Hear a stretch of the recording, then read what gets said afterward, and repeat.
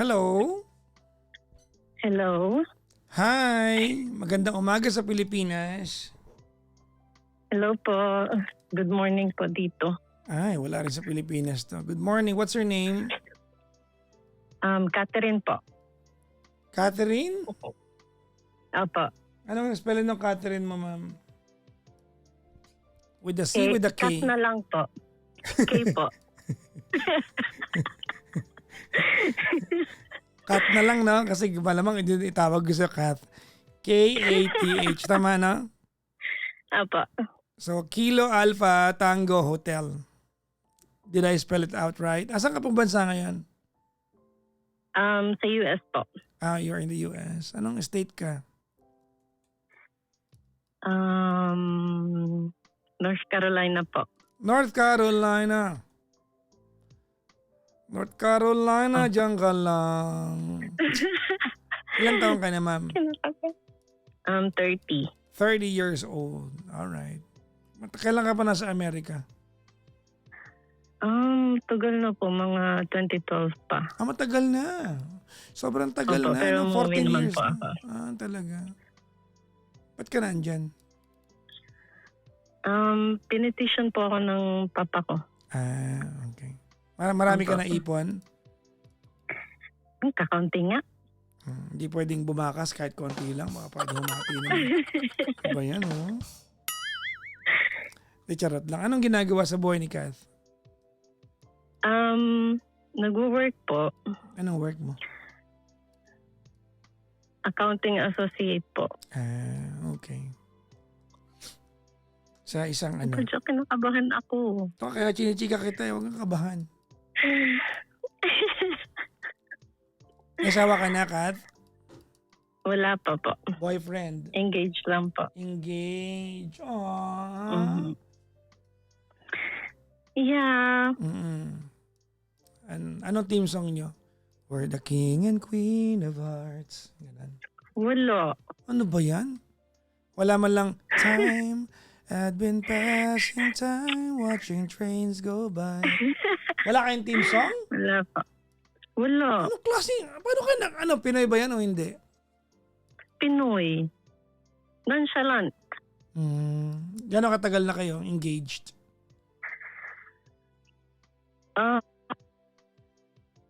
Hello? Napuputol-putol ka, Kat. Hello? Hoy, Kat. Hello? Okay na po. Sorry. Gano'ng katagal na kayo engaged ka ako? Noong August lang kami nag-engage. Last year. Gano'ng katagal kayo naging magjowa bago nag-engaged? 3 years. Okay. Opo. Ano problema nyo? Ito na nga. Kinakabahan talaga ako. Kasi po, nandito na po, dumating po dito yung mom ko few months ago. Coming Tapos, from the Philippines po. Bakit? Dito naka-base nanay mo noon? Opo. Na-petition na rin, parang ganon. Opo, ako po yung nag-petition. Okay. Okay. Tapos, yung fiancé ko naman, parang hindi niya po alam paano makisama sa mom ko. Paano mo nasabi? Kasi nung kararating lang po ng mom ko, parang meron siyang, doon sa lababo sa kusina, meron siyang parang nilinis or ginawa yung mom ko. Tapos nung matutulog na kami, sabi sa akin ng fiancé ko, sabi niya, sabihan mo yung mama mo, wag ganun pag-ano dun sa lababo. Parang something like that po. Pero maliit na bagay. Tapos, syempre medyo po ako, nagsama yung loob ko kasi wala pa siyang dito, wala pa siyang 24 hours. Tapos sasabihan ko agad ng ganun. Ano ba kasi yun? Ano bang concern niya? Yung parang may nilagay sa lababo yung mom ko. Hindi ko nga po yun nakita. Tapos sinabi niya sa akin, nasabihan ko daw yung mom ko na wag daw maglagay sa lababo ng ganun. So pero, syempre naman ako kasi alam ko nalulungkot yung mom ko dito. Baka naman walang meaning yun sa jowa mo. Baka naman matter of fact lang yun. Baka po. O pala eh. Pero hindi siyempre yung everyday po nakikita ko parang hindi niya kinakausap. Okay. Have you tried asking your boy? Your mother is living with you. Opo. Okay. Did he agree that your mother's going? I'm not telling you na masama. I'm just asking, ha? Did he agree to it that your mother's going to be under the same roof with you? Opo. Did he agree? Kasi siya, opo. Kasi sabi niya din pag, alam mo yung pag okay na yung nagpakasal na kami, nagka-baby, siya din yung parang okay din nandito yung mom ko kasi siya yung magbabantay ng bata. O di ibig sabihin, walang meaning sa kanya yung yung kinakasama ng loob mo. Kasi gusto niya pala nandiyan yung nanay mo. It's just a matter of communication. Maybe they're just trying to warming up to each other pa lang. Di kaya ganun lang to? Hindi ko nga po alam eh. Parang kasi yung mom ko gusto na umuwi. So nakaramdam na rin nanay mo. Opo. Naku. Mahirap. Kasi nga siya. Mahirap yan kasi tinatry nanay ko mo naman. yan. Kaya nga po, tinatry ko naman na alam mo yun yung maintindihan nila isa't isa na sinabi ko, kasi may sinasabi na din yung mom ko sa akin tungkol doon sa jowa ko. Which is hindi naman siya galit.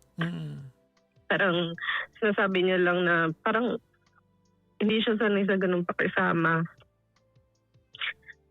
So, tinatry ko na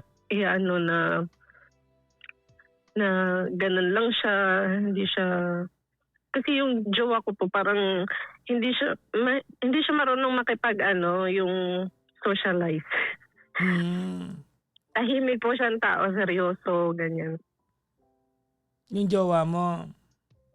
Opo. Ano tanong mo sa akin, ma'am?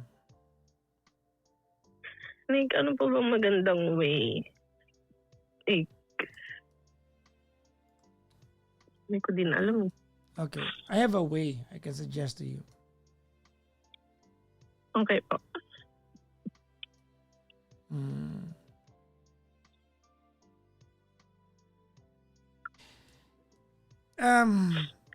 You are hurt that you are hurt for your mom, tama? Opo. Okay. Have you tried telling your boyfriend exactly the way the way you told me tonight? That this is painful to you. Ano sabi niya? Sabi niya, daw, give him time daw. But he cannot go on and disrespect your mom as time goes on. Hindi po pwede 'yon. Diba? Yeah po. Andiyan ang mga kapatid mo? Wala po. Sino na andyan? Kami lang po tatlo magkakasama sa bahay. Asan yung ibang family members mo? Majority po nasa Pinas. Yung dad ko po. Umuwi na rin. 2 hours away. Opo. Yung dad mo tsaka yung mom mo, they're no longer together. Opo. Hiwalay na sila. Naghiwalay na po sila bago pa ako panganak. They now have their own lives. Alright. Opo. Okay. Ganito I'll be very, very intentional and explicit with my advice to you. Okay? Opo. Let us protect the long term of this of the outcome. Okay? Opo. Okay, ganito. One of two things is true here. Number one, your boyfriend is insensitive, that he does not mean to disrespect your mom. That's the first possibility. Na wala lang sa kanya to, pero wala siyang pakialam. And number two, he is really disrespectful to your mom. One of two things is true. Okay? Opo. Now, no one can determine that other than you. Ikaw makakapagsabi niya kung alin doon yung yung totoo doon. let me ask you, is he just trying to adjust na sa presence ng nanay mo o talagang basto siya sa nanay mo? Hey, siguro po nagtatry din siya mag-adjust. Kasi may mga time naman po na nung kinausap ko siya, tinanong niya ako kung like, paano ba? Kasi sabi niya hindi rin niya daw alam kung ano yung kilos niya. Oh, yun naman pala eh. Yun naman Pero pala. hindi ko, di ba, kasi yung parang ang hinahanap ko po yung parang nagtatry siya, may initiation ba na siya yung like mag-approach siya sa mom ko. Well, that will take Kasi yung time. That will take time. Kasi hindi niya nanay yan eh. That will take time. Kung yan ang problema mo, that will have to take time. Hindi niya nanay yan. Nanay mo yan. And the fact that they're meeting each other after a long time or for the very first time in a long time, you cannot expect from him what you can give to your mom. So sa part na yan ate, then you have to give it time. Parang nakakapanibago lang kasi kahit nandyan sila, kahit magkaharap sila, yung hindi siya nagsasalita, like wala siyang yung hi, ganyan. Parang minsan kailangan ko pa siya sabihan na mag-hi ka naman. Ganun. Ano siya sabi niya? Nag-hi siya. Well, okay, let me go back to my point kanina ha. Ready? Apo. Okay. You have to give it time. Okay? For them to warm up to each other. It will take time. And you have to be so patient with that process. No? Your mom and your fiancé will have to be patient. The three of you. Because in the long run, kahit magkatagpo-tagpo pa kayo na ugal at magkasundo-sundo kayo, magkakatampuhan pa rin kayo niyan down the line. Alright? It's part of having a family dynamics. No? May tampuhan. That's the ideal way to go about it. Nakikinig ka po? Okay, so give it time. But, here's my but, and I want you to listen carefully. When it comes down to it, and you have to choose between being a daughter and being a fiancé, choose to become a daughter. That's no brainer. I hope it does not come that it will not worsen to that level, no. You have to exhaust all possibilities and remedies para mag-ayos sila. You have to give it time. Diba? You are all adults here in that house. You are 30, ilang taon yung jowa mo? 26 po. 26, no? Hindi na bata yan, mas bata lang sa iyan. Iba yung environment niya na lumaki, iba yung environment mo. No? It could either be that he is not disrespecting your mom, but he doesn't know how to act around your mom. Magkaibang bagay yung dalawang yan. Those two things are really worlds apart. Iba yung binabastos niya yung nanay mo, iba yung hindi lang niya alam kung paano. Those are two things. Kung sadya niyang binabastos yung nanay mo, ate bukas lang ate, mag-impake ka na, umalis na kayo dyan ng nanay mo. But the way I see it is that he does not know how to act around your mom. That's the way I see it. Nakakasunod ka po? Apo. Okay, now you have to give it time. Yeah, kailan dumating nanay mo yan, ma'am? Nung March lang po. Nung March lang. So, maiksi pa yung panahon. Kailan pa nasa Amerika yung jowa mo? 2019. Oh, ibig sabihin, Filipino culture pa rin ang kanyang roots. Tama? Yun nga po. Parang naano ko kasi, di ba dapat, yun, common knowledge yun na... Yes. We are both right, di ba, sa expectation natin sa part na yan. But then again, you have to give it time. Totoo naman yan. You have to give it time. You cannot give up that easily. Gets my point ko? It will probably be a painful process from this point until magkasundo sila. Ako minsan yan it will be an activity na baka may activity kayo na pwedeng gawin, magkakasundo sila. There has to be a trigger para magkasundo sila. No? Sana dumating sa punto na yan. And ako, I wish that it will come down to that. Are you following me? Apo. Give it time. No? it will be a painful process. But, Hmm. if it comes down to it, choosing between between being a fiance and being a daughter, choose to be a daughter. I hope it will not come down that scenario, pero kung sakaling maabot sa punto na yon, be a daughter. Okay po. I hope hindi umabot sa punto na yon.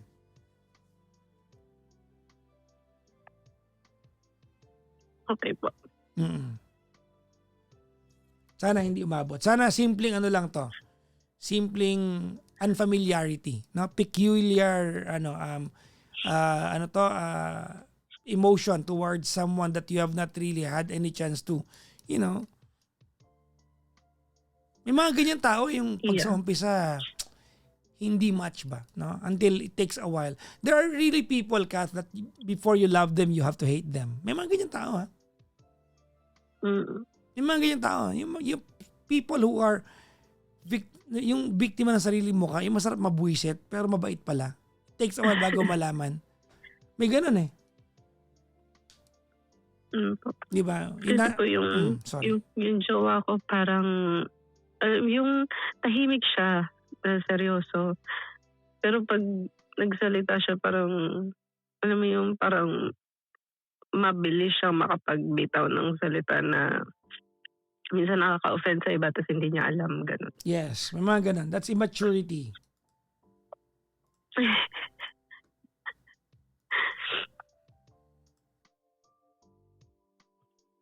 I mean, did that make sense? Opo.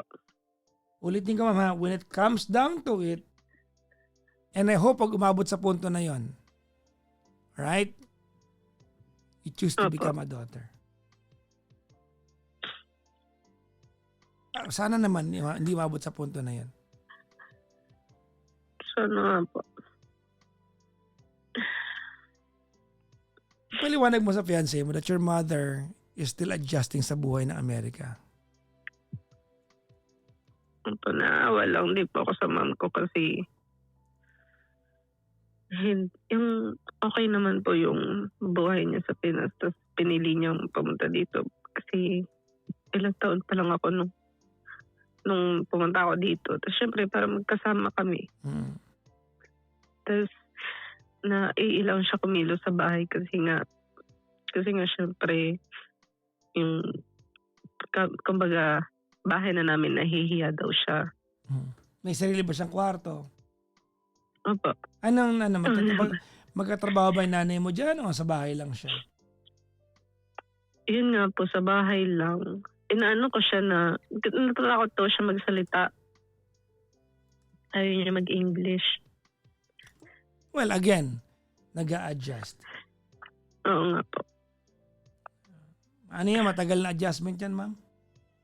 Nga po. Matagal yan. And I hope you and your fiancé are the first people to help her adjust to the life, di ba, of the Western culture. Mm-hmm. Kasi it's not an easy culture, di ba? Although tayo mga Pinoy, westernized tayo di ba, in many sense. Tama, no? Mm-hmm. Westernized tayo in many sense. Pero yun na nga po, yung mom ko gusto na umuwi din. Well, kung talagang gusto naman mong umuwi, di ba, bago umuwi na, kung sakaling doon papunta yan, bago umuwi nanay mo, kailangan maayos to ng fiancé mo sa'yo. Hindi po pwedeng uuwi nanay mo tapos walang gagawin yung fiancé mo. Pag gano'n natin makipaghiwalay ka. I'm not kidding. Okay po. Totoo. Hindi po pwedeng hindi mahal ng fiancé mo yung nanay mo. Ministerial yan eh. Hindi nga pinag-uusapan yan eh. Yun nga po. Before being a fiancé, you were a daughter first. Period.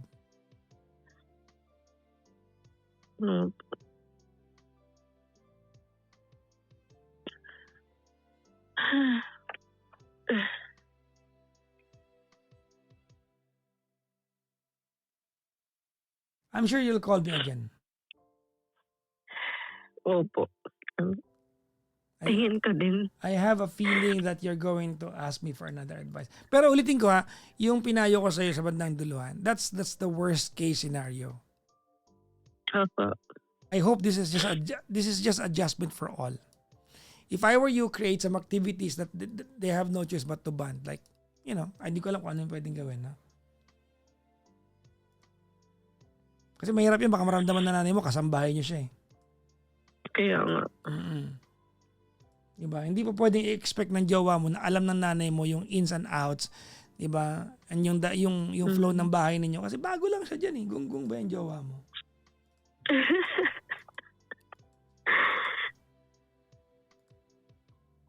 Your fiancé will have to understand that if you lose my mom, you lose me.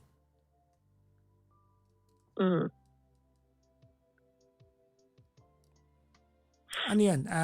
Non-negotiable yan sa situation mo. If you lose my mom, you lose me. Period. Good luck po, mama. Regards po sa mother mo, ha? Thank you po. Bye-bye po. Bye-bye po. Mag-ingat Salamat. po palagi, ha? Bye-bye po. Opo, thank you.